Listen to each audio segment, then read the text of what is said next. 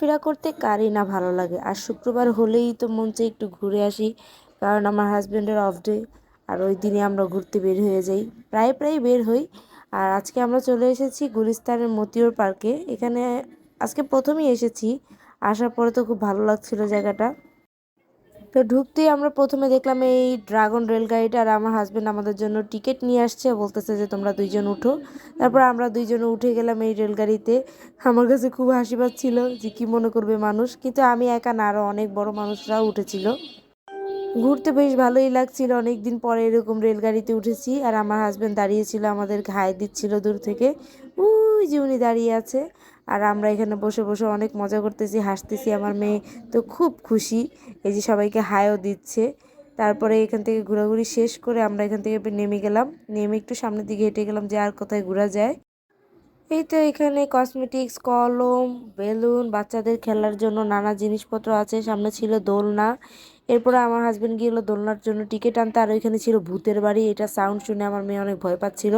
আর তারপর আমরা দোলনায় উঠে গেলাম সবাই, কিন্তু দোলনায় ওঠার পর আমার মেয়ে অনেক ভয় পেয়ে গিয়েছিল, এই জন্য আমরা এখান থেকে নেমে যাই তাড়াতাড়ি।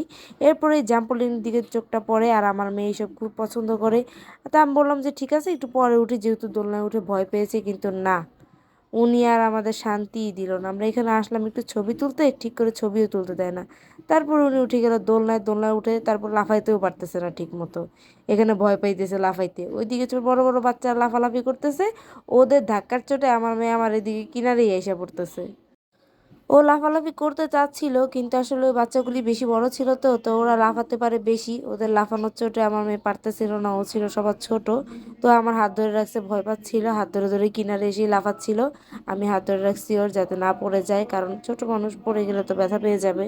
এরপর লাফাতে লাফাতে বারবার কিনারে এসে পড়ে। তা আমি বললাম যাও একটু মাঝখানে গিয়েও লাফাও, যাও, ওরা সরে গেছে। তারপর একটু গেল মাঝখানে লাফাতেই, কিন্তু তাও ভয় পাচ্ছে, পড়ে যায়। এরপর আমি আবার হাত ধরে রাখলাম, কিছুক্ষণ লাফানোর পরে আমরা এখান থেকে বের হয়ে গেলাম। আর ওইখানে ছিল একটা স্পাইডারম্যান নিন্টু। এরপর আমরা এখানে লাফালাফি শেষ করে এখান থেকে চলে আসবো অন্য জায়গায়। লাফালাফি ঝাপাঝাপি সব শেষ। এরপর আমরা একটু সামনের দিকে হাঁটা শুরু করলাম। সামনের দিকে যাচ্ছি, দেখি আর কোন কোন রাইড আছে। এরপর এইদিকে ছিল অনেক রাইড খেলার মতো, আর পানিতে বিভিন্ন নৌকা ছিল, এগুলিতে আমার অনেক ভয় লাগে, যার কারণে আমরা পানিতে যাইনি।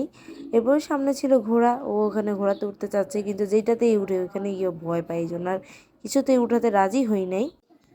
এরপর সামনে ছিল বাচ্চাদের এরকম বেলুনের একটা জায়গা, পানির মধ্যে কি করতেছে আল্লাহই জানে।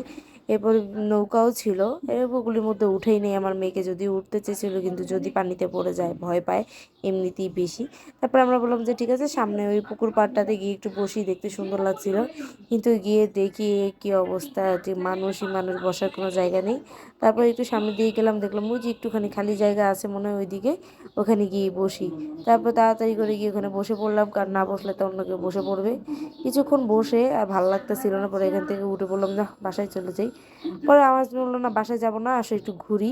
রাস্তাটা অনেক ফাঁকা ছিল, আজকে শুক্রবার যেহেতু গাড়ি ঘোড়া কম ছিল, ফ্রি ছিল। তা আমরা আমরা ডিসাইড করেছিলাম রমনা যাব। রমনা নাকি অনেক সুন্দর, এর আগে আমি কখনো রমনা যাইনি।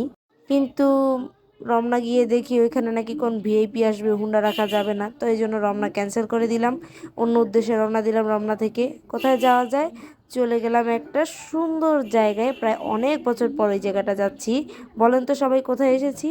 এখানে 50 টাকার টিকিট করে আমরা এসে পড়েছি বাণিজ্য মেলায়। অনেক কষ্ট করে এখানে এসেছি, আমার একদম বিরক্ত লেগে গেছে এখানে আসতে আসতে।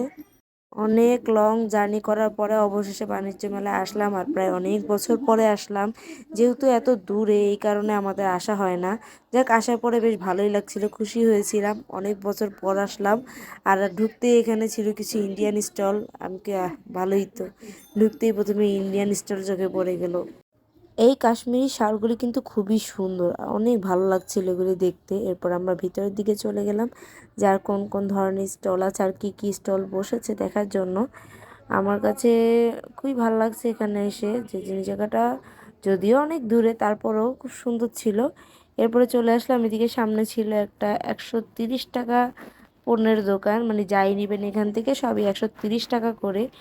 আর এরপরে ছিল এই যে বড় বড় মতো কিছু শালের দোকান। এরপরে ছিল আংটি, তার পাথরের আংটি, গলার সেট, মালা, এইসব।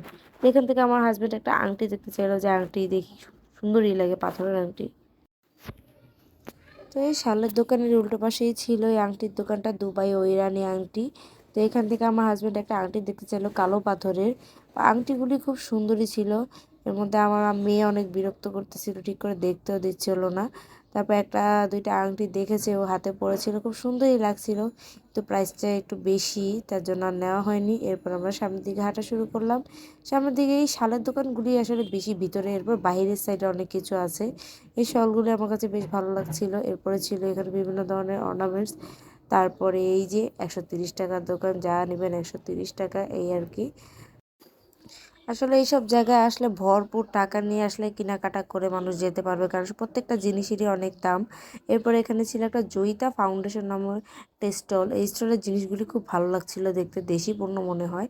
এখানে অনেক ধরনের জিনিসপত্র, জামা কাপড়, হাঁড়ি পাতিল, তারপর শাল, তার চাদর, বিভিন্ন ব্যাগ ছিল। এই জিনিসগুলি খুব ভালো লাগতেছিল আমার কাছে দেখতে, অন্যরকম একটা সৌন্দর্য এগুলি ছিল। তো এখান থেকে অনেক ভিড় ছিল, মানুষ এই জিনিসগুলি খুব পছন্দ করছিল। এখান থেকে আমরা হেঁটে সামনের দিকে চলে গেলাম। আর সামনে ওই পাশের দোকানটাতে ছিল কিছু জিন্সের ব্যাগ, এগুলো সব জিন্সের ব্যাগ ছিল। ব্যাগগুলিও খুব ভালো লাগতেছিল, কিন্তু আমার হাজব্যান্ডের পছন্দ হয়নি। তো আমরা এরপর সামনের দিকে চলে গেলাম। এই যে এইখানে একটা স্টল আছে, এটা ছিল সব ক্লে দিয়ে তৈরি। এখানে যত যাই ছিল, প্লেট, বাটি, মগ, সব ক্লের তৈরি।